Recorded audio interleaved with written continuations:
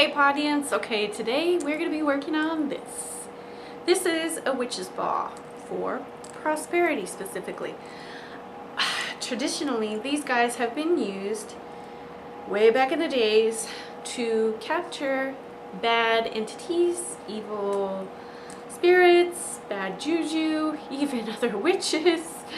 People would hang them in their houses and they would basically be a magnet to attract and capture and hold all those negative forces that not everyone necessarily wants to be floating around in their house. For me, these I have a tendency to treat more like a mojo bag type of thing. You basically put your intention, your herbs, your crystals, all of those things that you want to attract in the ball. So in a way, we're going in the opposite manner. It's just another tool for the trade. Use it how you want to use it. So for this ball, let's talk about the ball really quick. These guys can be found the top 3 places: Joann's, Hobby Lobby, Michael's. Maybe even raiding some of your old Christmas ornaments, you might be able to find them.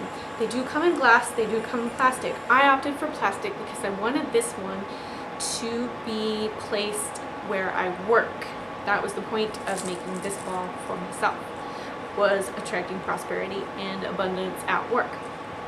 Now, jumping into the things that you need really quick, I'm not going to go over all of the correspondences for the herbs because I do briefly kind of touch base on it in the video as I'm adding, but for the most part all of these herbs are along the lines of abundance, prosperity, protection, luck, granting wishes, dash of love in there too. For me, I work in an environment where I want people to love what I am doing, the work that I do, because that builds loyalty and a following so that they will come back to me. So hence the reason why I included rose in my spell orb. Now you can use these things. I picked these herbs because they were all fairly easy to get a hold of. You can use 3 of them, you can use 6 of them, you can use 1 of them, and some salt. Use whatever you have on hand or what you can get a hold of. This is the perfect beginner's spellcraft. The other thing I opted to add into my orb was the use of crystal magic. Now you will see this guy make an appearance in the video.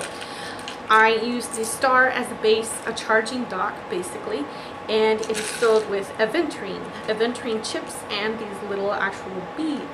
These guys, again, they're easy to find. You can find them at Joann's, Hobby Lobby, Michael's, those type of stores. I put crystals in my orb and I used them to charge my orb with the intent that I wanted to draw to me.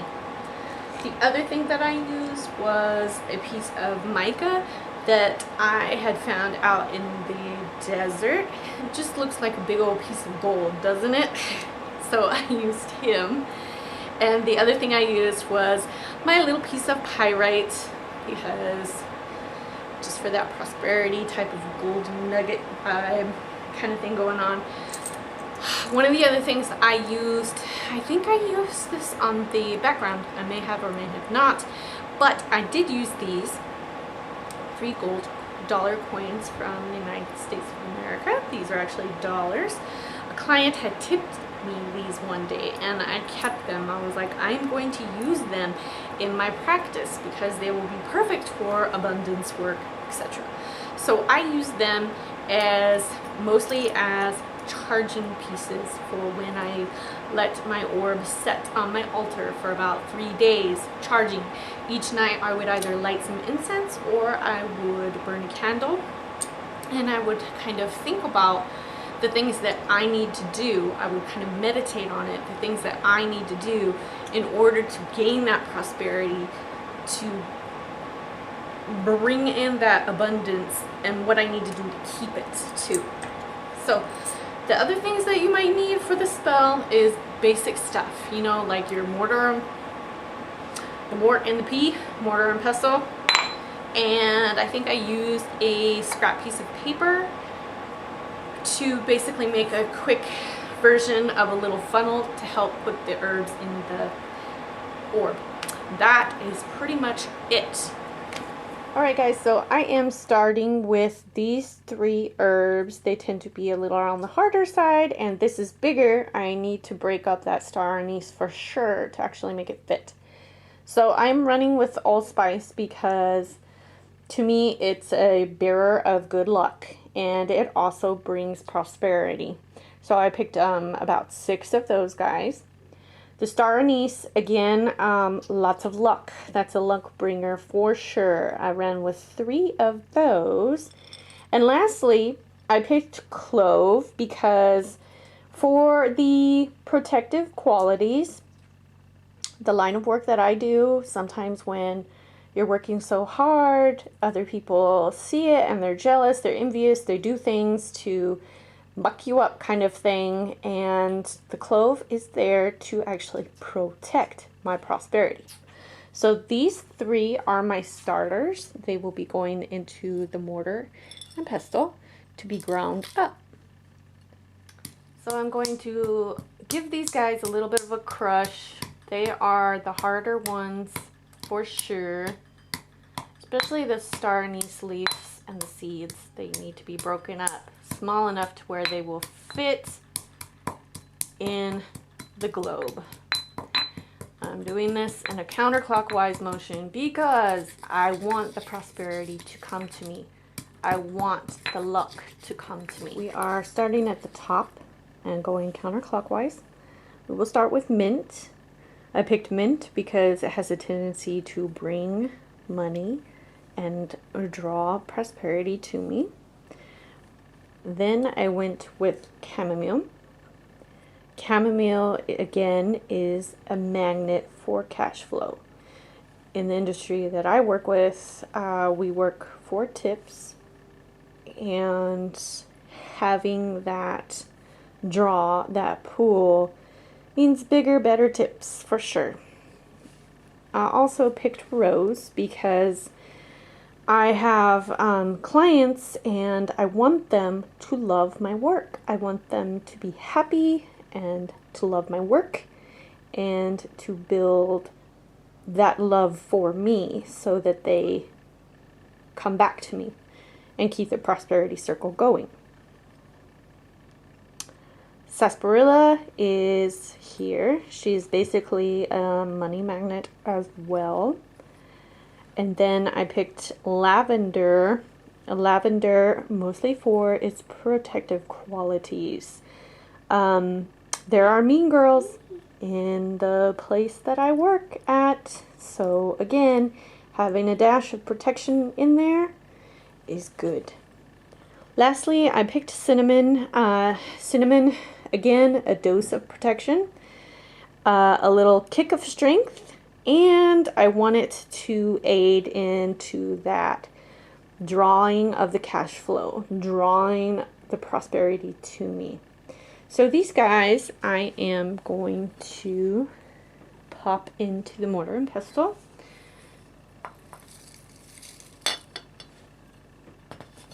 For me, I don't really want to crush them up too much because it's actually quite pretty in the globe or the orb. But I do kind of want to just crush up the cinnamon a little bit and make sure that it can fit pretty good. So just going to give it a good little bit of movement to make sure all of the energies are melding together. And now I bring you the actual orb that we will begin filling. I have him resting in this little holder, mostly just to hold him upright. And on top of that, he is sitting on a bed of the crystal aventurine, which is known for money drawing and prosperity and luck. So I figured, why not have this orb charge on all of this beautiful crystal power here? Okay, I'm going to share this with you guys too. Now, if you don't have a funnel, this is a quick little trick. Basically a piece of paper, cut out a circle. Doesn't have to be perfect. Then with the circle, pick one side and begin a line, kind of in towards the middle. And you take the paper and you fold it in on itself. The more you roll it, the tighter it gets and becomes more of a funnel. A little piece of Scotch tape on the corner, perfect, and then just nip the bottom when you're done. So the funnel is in, and the first thing I'm going to add to my orb is salt. I want this salt in here as another protective barrier, a protective base, a grounding base. And I'm going to take a moment and actually set my intention with the salt. And I'm going to think about it protecting everything that I work hard for. And then I'm going to begin to place it into the funnel.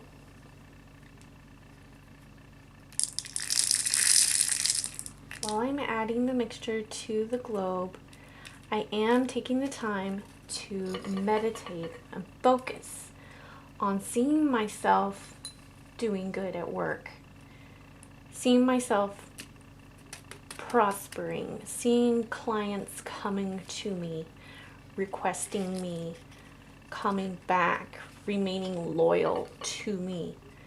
I'm seeing big tips coming my way. I'm seeing people requesting me.